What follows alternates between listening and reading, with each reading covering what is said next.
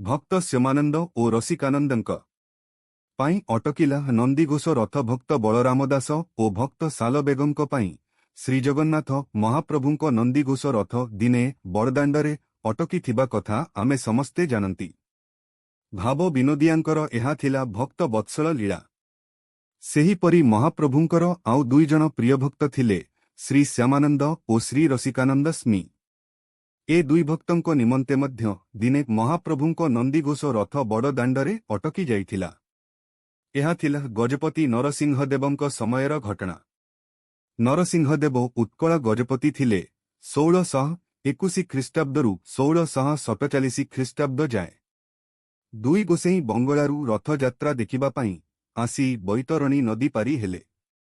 ସେଠାରୁ ପଦଯାତ୍ରାରେ ଆସି ମାଳତୀ ପାଟପୁରର ତୁଳସୀ ଚଉରାଠି ଅଟକିଲେ। ପାଦ ଅବଶ ହୋଇ ଆଉ ଚାଲୁ ନଥାଏ। ଆଖି ମୁଦି ହୋଇଯାଉଥାଏ। ସେଦିନ ମହାପ୍ରଭୁଙ୍କ ଗୁଣ୍ଡିଚା ଯାତ୍ରା। ମନଟା ଡହଳ ବିକଳ ହୋଇ ଦୁଇ ଭକ୍ତଙ୍କ ଚକ୍ଷୁରୁ ଧାର ଧାର ଲୁହ ଗଡ଼ି ଯାଉଥାଏ। ସେହିଠାରୁ ମହାପ୍ରଭୁଙ୍କୁ ପ୍ରାର୍ଥନା କରିବାକୁ ଲାଗିଲେ, ଆମେ ଏତେ ଦୂରରୁ ଧାଇଁ ଆସିଛୁ ତୋର ସେ କଳାବାମନ ରୂପକୁ ଦେଖିବା ପାଇଁ। ଶାସ୍ତ୍ରରେ ଶୁଣି ଆସିଛୁ, ରଥେ ତୁ ବାମନଂ ଦୃଷ୍ଟ ପୁନର୍ଜନ୍ମ ନ ବିଦ୍ୟତେ। ସତେ କ'ଣ ସେହି ଆଶା ଆମର ପୂରଣ ହେବ ନାହିଁ? ଭକ୍ତଙ୍କ ପ୍ରାର୍ଥନା ଭାବଗ୍ରାହୀଙ୍କ କର୍ଣ୍ଣରେ ବାଜିଲା। ବଳଦେବଙ୍କ ତାଳଧ୍ୱଜ ଓ ମା ସୁଭଦ୍ରାଙ୍କ ଦେବ ଦଳନ ରଥ ଯାଇ ଗୁଣ୍ଡିଚା ମନ୍ଦିରରେ ପହଞ୍ଚିଯାଇ ସାରିଥାନ୍ତି। ହଠାତ୍ ବଳଗଣ୍ଡିଠାରୁ 100 ହାତେ ଦୂରତା ଯିବା ପରେ ମହାପ୍ରଭୁଙ୍କ ନନ୍ଦିଘୋଷ ରଥ ଆଉ ଗଡ଼ିଲା ନାହିଁ। କଳା ବେଠିଆମାନେ ଟାଣି ଟାଣି ନୟାନ୍ତ, ହାତୀମାନେ ବି ଥକି ଗଲେଣି, ରଥ ଟିକିଏ ବି ଗଡ଼ିବାରେ ନାଁ ଧରୁ ନଥାଏ। ଗଜପତିଙ୍କ କାନରେ ଯାଇ କଥା ପହଞ୍ଚିଲା। ବହୁ ଉପାୟ କରି ଗଜପତି ମଧ୍ୟ ବିଫଳ ହେଉଥାନ୍ତି। ମଣିମା ମଣିମା ଡାକରେ କାନ ତାବଦା ହୋଇଯାଉଥାଏ। ଅଚଳ ମହାମେରୁ ସେହିଭଳି ବସି ରହିଥାନ୍ତି। ଉପାୟ କିଛି ନ ପାଇ ଶେଷକୁ ଗଜପତି ସେବକ ସମସ୍ତେ ମହାପ୍ରଭୁଙ୍କ ପାଖରେ ଗୁହାରିଆ ପଡ଼ିଲେ। ସେଦିନ ମହାପ୍ରଭୁ ଅଟକି ରହିଲେ। ରାତିରେ ମୁଦିରଥଙ୍କୁ ସ୍ୱପ୍ନାଦେଶ ହେଲା, ମୋର ଭକ୍ତ ଦୁଇଜଣ ଆସି ତୁଳସୀ ଚଉରା ନିକଟରେ ଅପେକ୍ଷା କରିଛନ୍ତି। ଯାଅ, ସେମାନଙ୍କୁ ପାଛୋଟି ଘେନି ଆସ। ସେମାନେ ଆସିଲେ ହିଁ ମୁଁ ଚାଲିବି ଓ ମୋ ରଥ ଗଡ଼ିବ। ସକାଳୁ ସକାଳୁ ଗଜପତିଙ୍କୁ ମହାପ୍ରଭୁଙ୍କ ଆଦେଶ ଜଣାଇ ଦିଆଗଲା। ରାଜା ଏହା ଶୁଣି ପାରିଷଦଗଣଙ୍କୁ ଧରି ଧାଇଁଲେ ତୁଳସୀ ଚଉରା ନିକଟକୁ ଭକ୍ତଦ୍ୱୟଙ୍କୁ ପାଛୋଟି ଆଣିବା ପାଇଁ। ସେପଟେ ଦୁଇ ଗୋସେଇଁ ନିଜ ନିତ୍ୟକର୍ମ ସାରି ବାହାରି ଆସିଥାନ୍ତି। ଗଜପତିଙ୍କ ସହ ଭେଟ ହେଲା 18ନଳାଠାରେ। ଠାକୁର ରାଜା ତାଙ୍କୁ ପାଛୋଟି ଆଣି ବଡ଼ଦାଣ୍ଡରେ ହାଜର କରାଇଲେ। ଦୁଇ ଗୋସେଇଁ ବଡ଼ଦାଣ୍ଡରେ ନନ୍ଦିଘୋଷ ଆଡ଼େ ଚାହିଁ ରହିଥାନ୍ତି। ଚକ୍ଷୁରୁ ବହି ପଡ଼ୁଥାଏ ଧାର ଧାର ଅଶ୍ରୁ। ମନେ ମନେ ଗୋସେଇଁ କହୁଥାନ୍ତି, ହେ ଦୟାମୟ, ଆମ ପାଇଁ ଦାଣ୍ଡରେ ପଡ଼ି କି କଷ୍ଟ ପାଉଛ ଆପନେ। ଆମେ ଆସିଲୁ, ଏବେ ଚାଲିବା ହୁଅନ୍ତୁ।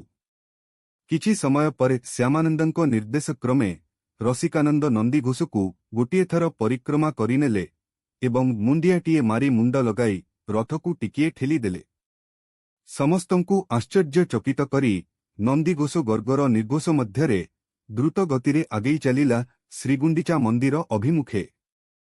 ବଡ଼ଦାଣ୍ଡ ପ୍ରକମ୍ପିତ ହେଉଥାଏ ଭକ୍ତମାନଙ୍କ ହରିବୋଲ, ହୁଳହୁଳି, ଧ୍ୱନି ଓ ଗଣ୍ଟ ଘଣ୍ଟା ନାଦରେ। ଶ୍ରୀଶ୍ୟାମାନନ୍ଦ ମହାପ୍ରଭୁଙ୍କଠାରୁ ନିର୍ଦ୍ଦେଶ ପାଇ ଶ୍ରୀରସିକାନନ୍ଦ ପ୍ରଭୁଙ୍କ ଦ୍ୱାରା ପ୍ରତିଷ୍ଠିତ କୁଞ୍ଜମଠ ଏବେ ପୁରୀ ବାଲି ସାହି ଗଣାମଲ ଗଳିରେ ଅଛି। କିମ୍ବଦନ୍ତୀରୁ ଜଣାପଡ଼େ, ଗୋସ୍ମୀ ଶ୍ରୀଶ୍ୟାମାନନ୍ଦ ବୃନ୍ଦାବନରେ ସ୍ୱୟଂ ଭଗବାନ ଶ୍ରୀକୃଷ୍ଣଙ୍କ ଆଦିଷ୍ଟ ହୋଇ ବୈଷ୍ଣବଧର୍ମ ଏବଂ ହରିନାମ ପ୍ରଚାର ପାଇଁ ଉତ୍କଳ ଆସିଥିଲେ।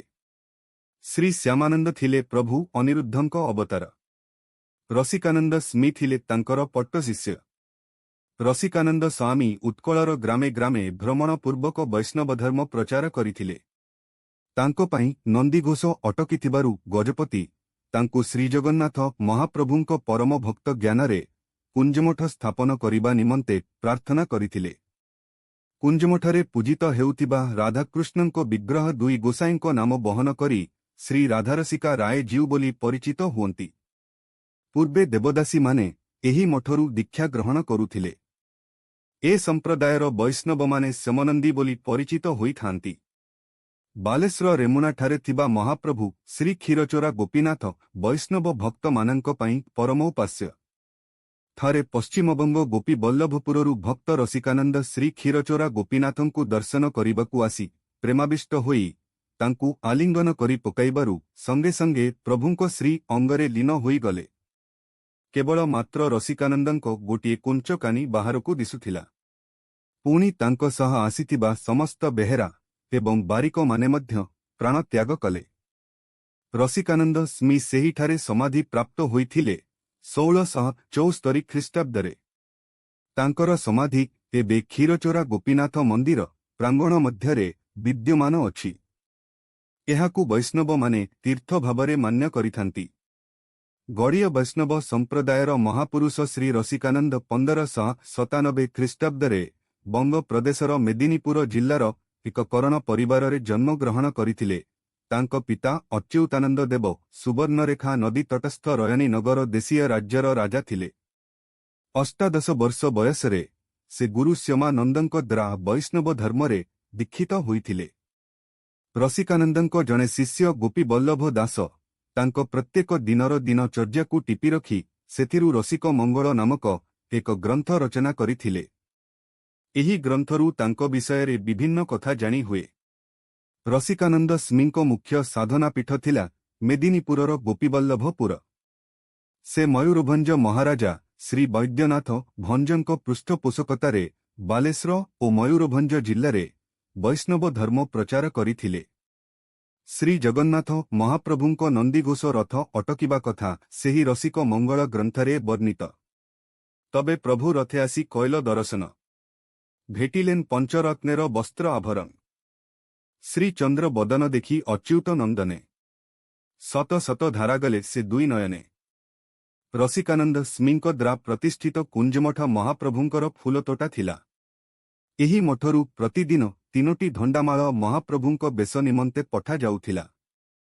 ଏ ବିଷୟରେ ରସିକ ମଙ୍ଗଳ ଗ୍ରନ୍ଥରେ ଉଲ୍ଲେଖ ରହିଛି। ରାଜସ୍ଥାନେ ଭୂମି ମାଗି ଦକ୍ଷିଣ ପାରୁସେ, ଫୁଲତୋଟା ମଠ କୈଲ ମନେର ହରସେ।